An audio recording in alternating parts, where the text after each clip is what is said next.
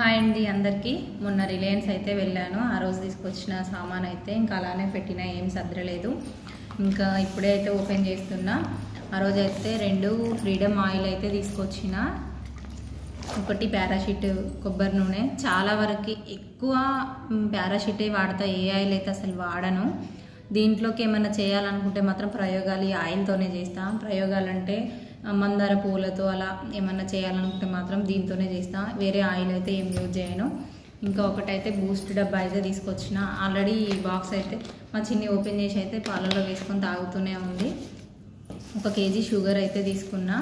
ఇంకా బడ్జెట్ ఉన్నంతలో అయితే కొంచెం అయితే అలా అయితే అడ్జస్ట్ చేసా, ఎక్కువ తీసుకురాకుండా. ఒక 2 కేజీల గోధుమలు అయితే తీసుకున్నా. చాలా వరకు నేను గోధుమలు తీసుకొని పిండి అయితే పట్టిస్తా. ఇది కుదరనప్పుడు మాత్రమే బయట గోధుమ పిండి అయితే తీసుకొస్తా. ఎక్కువనైతే ఇలానే చేస్తా నేను.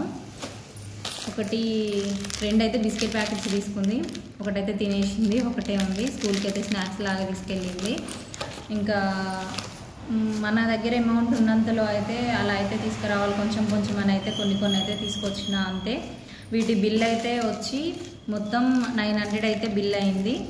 అదేంటో తెలియదు కానీ నా ఫీలింగ్ ఏంటి అంటే, ఇదే అమౌంట్ కిరాణం షాప్లోకి తీసుకెళ్తే మాత్రం చాలా మనకి ఇంట్లో కావాల్సినవి వచ్చినట్టు అనిపిస్తుంది. ఇలాంటి మాటలలోకి వెళ్తే మాత్రం అసలు ఎందుకో ఎంత రాదు అనే ఫీలింగ్ నాకు. మీకు అలాంటి ఫీలింగ్ ఉంటేనైతే కామెంట్ చేయండి. వీడియో మొత్తం చూడండి, నచ్చితే లైక్ చేయండి, షేర్ చేయండి, సబ్స్క్రైబ్ చేసుకోవడం మాత్రం మర్చిపోకండి. Thank you.